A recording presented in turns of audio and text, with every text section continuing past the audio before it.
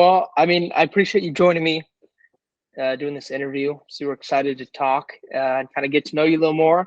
But if you want to introduce yourself and maybe where you're from and maybe just say how big of a fleet you have right now. All right. Well, my name's Alan Savoy. I'm the owner of Savoy Transportation LLC.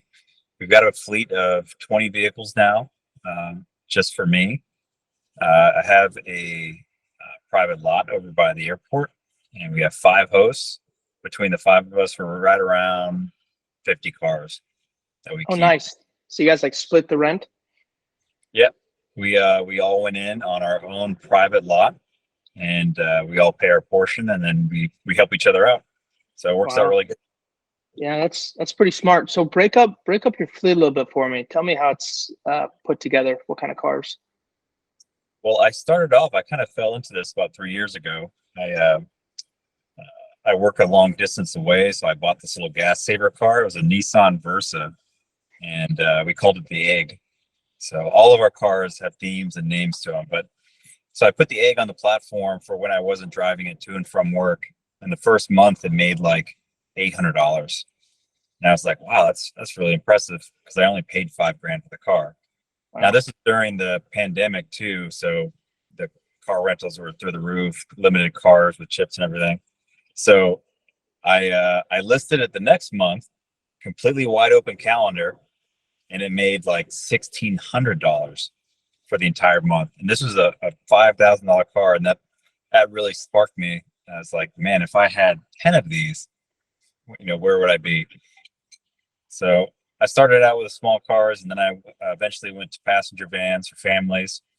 I dabbled in sports cars a little bit, but then all the I would get all the stories of them coming back with burnt rubber and the fender wells, cocaine on the dash. They always smelled like weed, everything. They take them down to Miami, Oh, so it wasn't worth the hassle. So then I started catering more towards the families. So I started large passenger vans and theme vehicles. yeah. Huh. That's pretty cool. So you no more sports cars for you. You're out of that scene. I've got one Camaro, but it's a V6 automatic, so it doesn't get abused too often. It's the Bumblebee Camaro, Mm. so it's yellow with the black stripes, got the big Transformers logo. It's all got the custom interior. Oh, So nice. That's cool. That's a cool car. yeah, So tell me, out of all 20 cars or vehicles that you have right now, what would you say is the best performing out of your fleet? probably the best performing is the large passenger vans, just because of the market that we're in Orlando. We get a lot of big families, a lot of softball tournaments, church groups, youth groups. They come in and they can't afford the big motor coaches, and of course the big passenger vans with Hertz and Avis and all them. They're up there in price. They're $250 a day and up for these vans, Yeah. and their holds that they apply to are pretty crazy. So I've been pretty good niche there. Yeah, that's good. It's definitely a good place to be. Families, I mean, you usually don't see a lot of problem with families when they're renting a car. They don't abuse it or do something you don't like. Maybe just a little bit of kid food and stuff on the ground, um, but nothing too bad. I'm sure compared to sports cars. Are you just on Turo? Are you doing any private or any other platforms or anything? Right now, I'm just on Turo. I One of the hosts I'm partnering up with, he has a website called roamtorides.com. So he's starting his own. He's got a commercial insurance that allows this third party peer to peer, and I might be dabbling with him to see how it goes.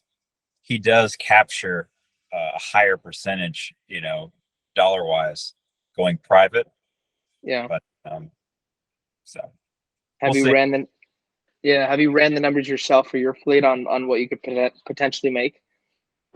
What's that? Have you ran the numbers yourself for your fleet to see what you could potentially make? It would be quite a lot more. For example, I have one trip going out next week. It's a $1,300 trip, and the guest was telling me that he paid $2,000 on his end on the Turo side. So I mean, it's $700 gap there and fees. Yeah, and I've heard of even more than that. I mean, typically it's double especially if Yeah. it's at an airport. It's the trip fees that Turo takes is the equivalent of what you charge for your day rate, which is crazy. Yeah, it's pretty wild. That's why we chipped in on this lot that's at the airport, because we can tell them not to select the airport as a pickup and drop off. So that's saved Oh, hundreds of dollars. We just don't provide a shuttle. So they take an $8 Uber from the airport 1 mile down the street, hop in the car, and bring it right back up and pick up their family. wow, that's pretty cool. So, do you think you'll provide a shuttle on that lot anytime soon, or you like what you got now? No, because the airports have it's a lot of stringent rules. You have to have certain badges, uh, licenses, permits. You have to pay a fee on twice a month, the 15th and the 30th. You have to give the airport a cutback, and then we got to pay the salary of the shuttle driver, the maintenance and upkeep of the Hmm. bus. It's easier and faster for them just to take the $8 Uber. The Uber's there in 3 minutes. It's private, drops them right off, and it's the Uber back and everything is less than the daily parking at the airport. Wow, Plus, they that's save hundreds on fees. So I bet that saves them a ton of money.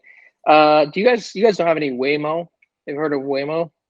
no, what's that? It's kind of like an Uber but self-driving. So we have them here in Phoenix, and there's just no driver in it. They're Jaguar SUVs. It's just Wow, freaky. that's pretty Yeah, cool. yeah, it is pretty cool. So with your 20 car fleet, what would you say you're averaging per month as far as revenue?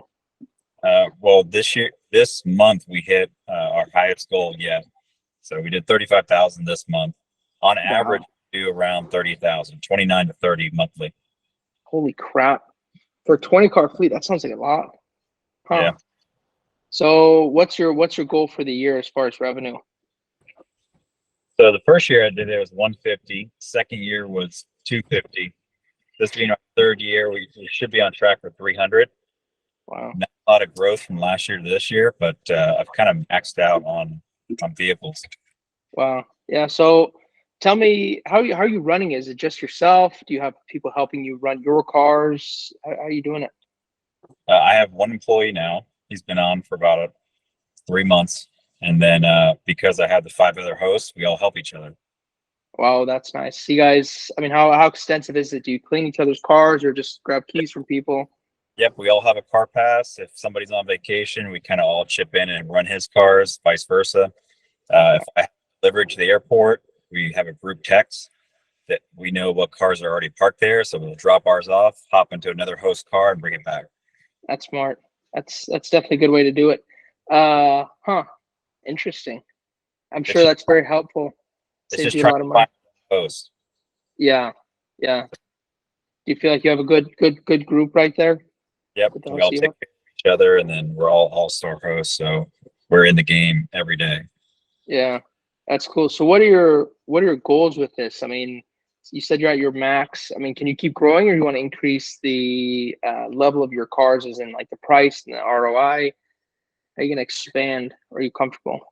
My other job is I'm a firefighter full time. So the only downtime I get is when I'm at the station. I get time to myself. Other than that, I'm always out with the cars. How can you manage that 20 car fleet and full time firefighter? Yeah. So and I got 4 kids, married. So yeah, my life's pretty. My you should see my Google Calendar is insane. I don't know if I want to see it. Yeah. That's crazy. So, I mean, can you even expand? Is that your goal to expand, or is it? You said you're comfortable right now. I mean, you want to stay at this level for a while. Is that what you're thinking? Well, well, I would love to buy more. So I'm at 20 cars. I think I have 14 active auto loans. 10 are personal, 4 in the business. After 2 years, I started buying them in the business name so they wouldn't show up on my personal credit. Smart. But now, even though I have both, when I go to purchase a new Transit, my credit score is good, my debt to income's good, but they're not approving me for loans. Huh. Uh, some of them is because they think I'm in the transportation or rental business. So I'm having a hard time finding lenders now to lend for me to purchase more. Have you thought about going private, as in getting private money from investors? Yeah, I haven't had any luck. Hmm. Yeah, Interesting.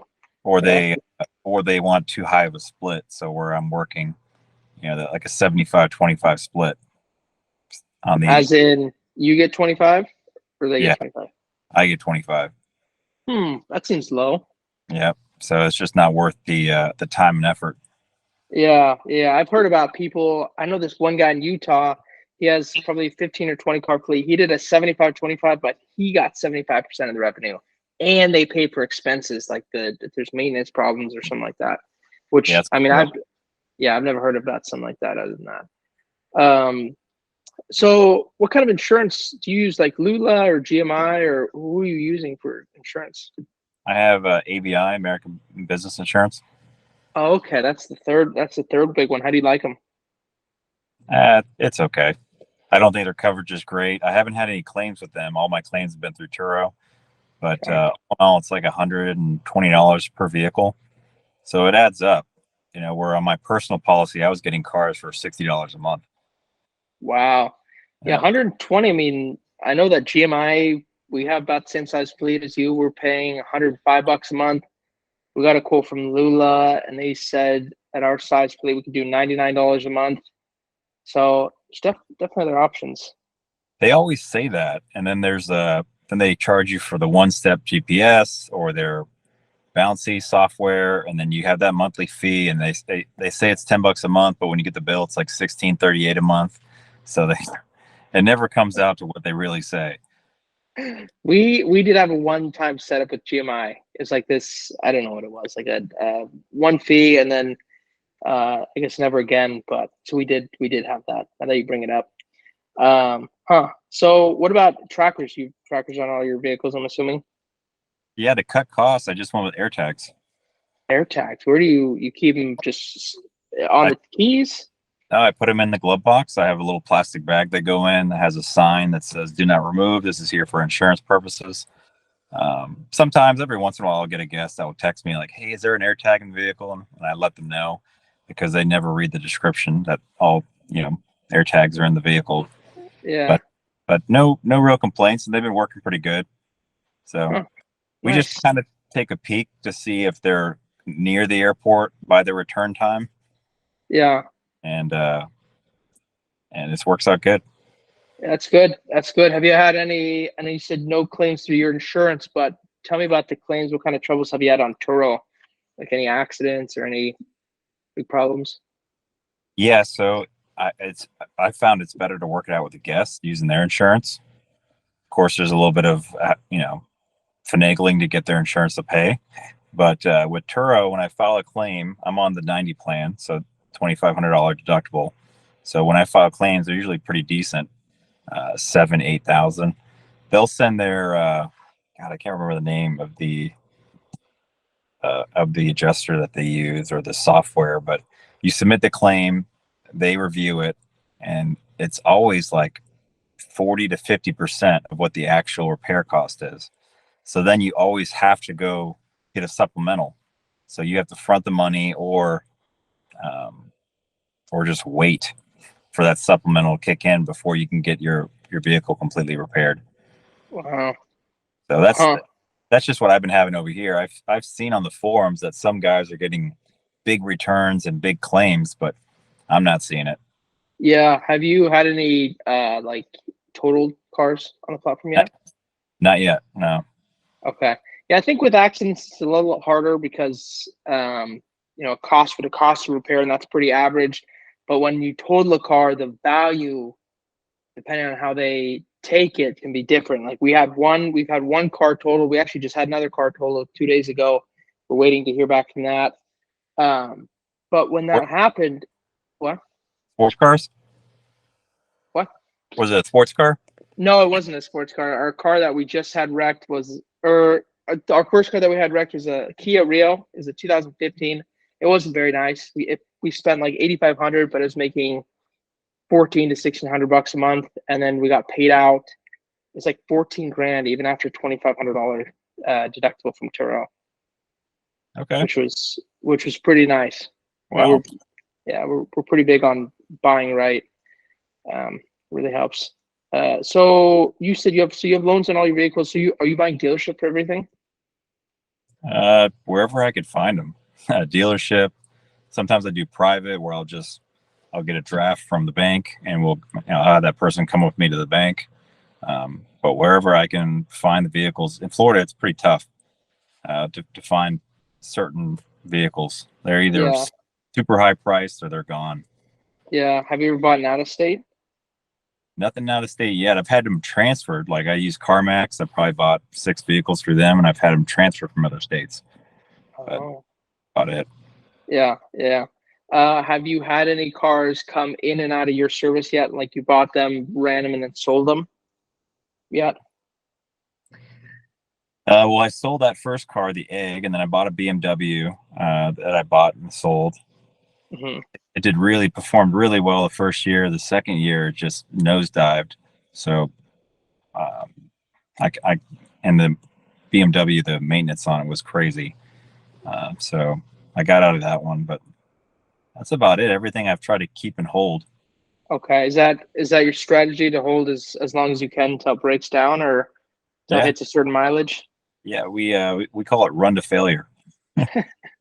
We run them. We have an excellent at our lot. We have a mobile oil and tire guy, Oh, super nice. super professional setup. So like today, I'm here at work. I've got 3 getting oil changes and 1 getting tires, all done at. And the guy's super good price. And then I also have a mobile mechanic that comes out and does all my AC work because the ACs are always going down in Florida. Um, so we're on it as far as maintenance, but That's good. we're just keep them running. Yeah, that's pretty smart. It's smart to have somebody come to you so you don't have to head at the shop and Yep. but drop it off. Yeah, that's really smart. What would you say is because you're at a pretty good size, and to get there's not easy. What would you say is the biggest thing that got you there?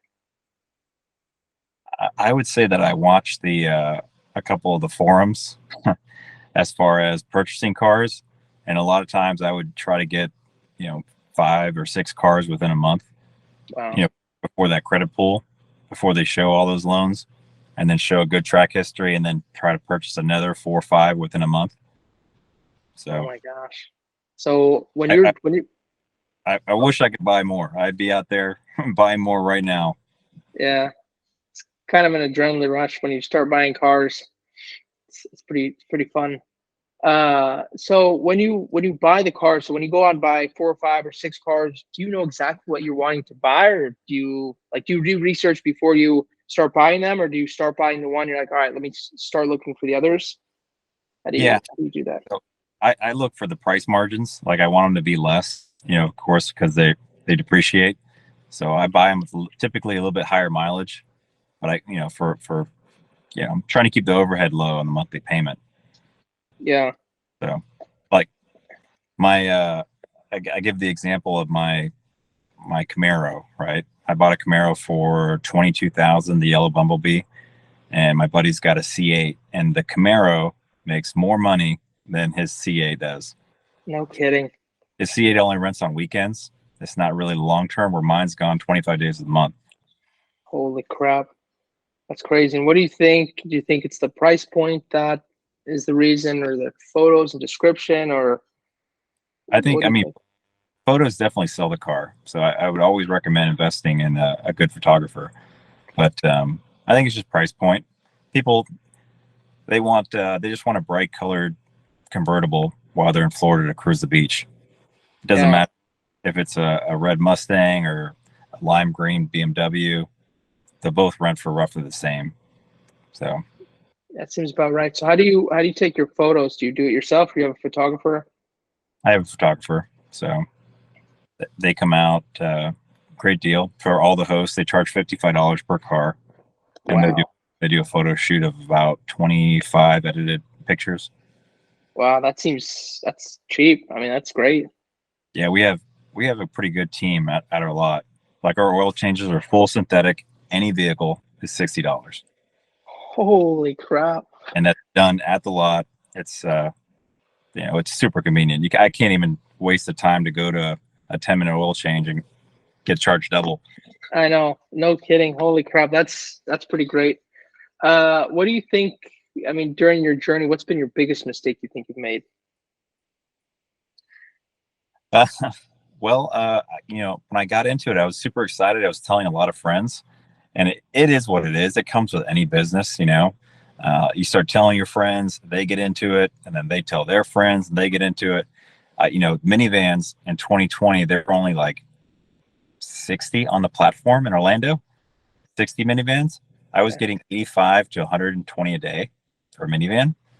And now there's over 600 minivans, and the average is 39 to 50 on the high end. Oh my gosh. The saturation is huge. So now the only way to stand out is you have to offer something cool, either the bright colors, the custom themes, they see the sound system, something that kind of draws them away from the hundreds of other minivans. Yeah. And that's tough right now. I think a lot of people are getting into it, and right now it's summer for us, so it's really slow. And it feels like a race to the bottom. So these people have like new nice cars and they're just renting them out for nothing. I mean, I don't even know how they're making any money. Yeah, I think what it is people are they're hearing about it, they're hopping into it, they're getting these expensive car notes. Like I have a friend, he bought a Rubicon for 47,000, and I bought my Jurassic Park Jeep for 17,000. They're both four doors, and they both rent for the same amount of money. So he can't, even though it's a Rubicon, he can't get more than 65 to 75 a day because there's another 100 Jeeps out there at $60 a day. So I think some of them, they kind of hop into it with these high car notes. Now they're worried. They're just trying to get the car note paid at least. Yeah. But I hope that over time they burn out and decide to sell, or it's not worth it, because by the time you pay your car note and all your time cleaning and delivering to the airport, it's not worth it. Yeah. And that's how it is with this business, Airbnb. There's people that come in because they get really excited and like, oh, you can make so much money. And then once they realize that either they're not able to do it or they've made huge mistakes, they try to leave it just as quickly. Yeah. So I think there's always going to be a flow of people in and out. Yeah. It's making sure you can stay stable and you can slowly increase and progress. So with that thought, with the thought of like saturation and a lot of people getting into it, where do you see the future of like Turo? I mean, where do you think it's going right now? I definitely think it's going to grow. I think eventually peer-to-peer is going to kind of be it as far as rental car experience, because it's just the convenience of it. I use it everywhere I go. I'm slowly getting back into the Airbnb field. I went to purchase some property in Georgia. I went to Atlanta. I was able to book a Mercedes for $55 for the day, or a nice 6 Series or whatever. It was sitting there at the airport, ready to go. I just literally got off the plane, hopped in the car, went and checked out the property, drove back.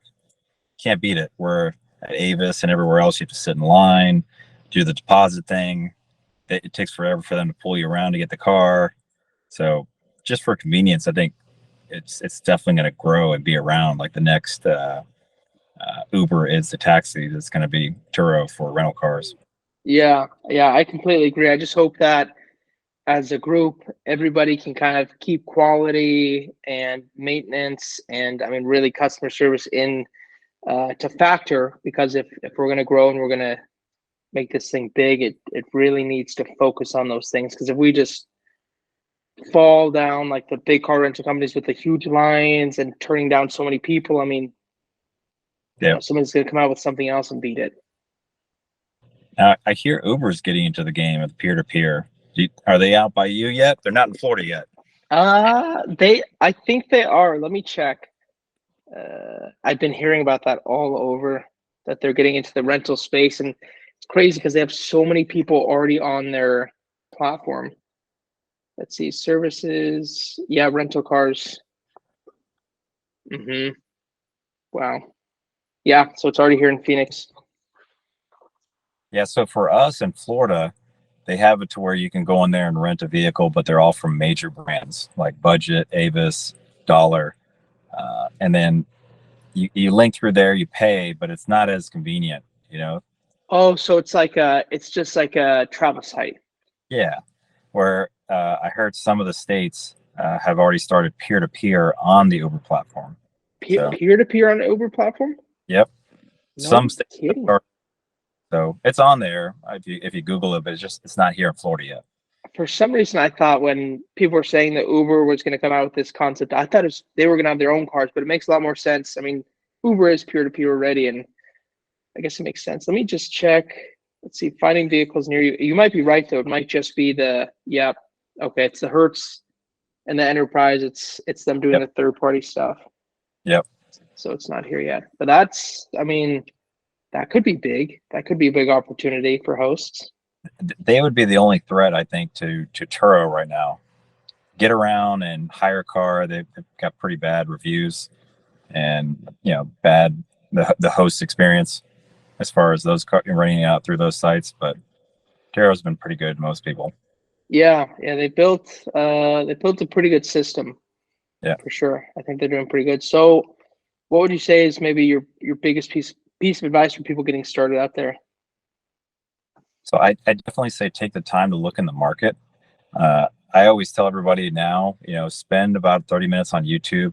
Just YouTube Turo in your state or Turo tips. There's a lot of people giving good advice out there, and then sit on Turo as a guest and look for cars and look at what you would want to rent and see what's in the market and what they're going for.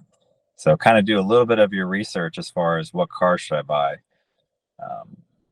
and then definitely the price point. Like the Turo manager here gave us a list of what the high yielding cars are, biggest demand, and like a Porsche Panamera came up. So if I were to buy a Porsche Panamera, I would want to wrap it a bright color so it would stand out, but I would want to keep that Panamera under 25 grand. So something a little bit higher miles because it's going to get used and abused instead of buying a brand new $60,000-$70,000, Panamera. So I definitely price point on your car on what you're buying. You just need the basics. It has to be an automatic. It's got to have the black interior, leather, of course, preferred. You got to do the WeatherTech floor mats. You got to invest in the second key that you hide under the vehicle as a secondary. So Absolutely. Well, good advice. Absolutely, do your research, get your cars at the right price point. I appreciate you jumping on. I mean, it sounds like you've learned a lot, and you're continually looking to potentially expand if you can. And I hope the best to you. And once again, thanks for jumping on, and wish the best luck to you, Alan. Yeah, absolutely. Thanks for having me. All right, thanks, Alan. Talk soon. Bye.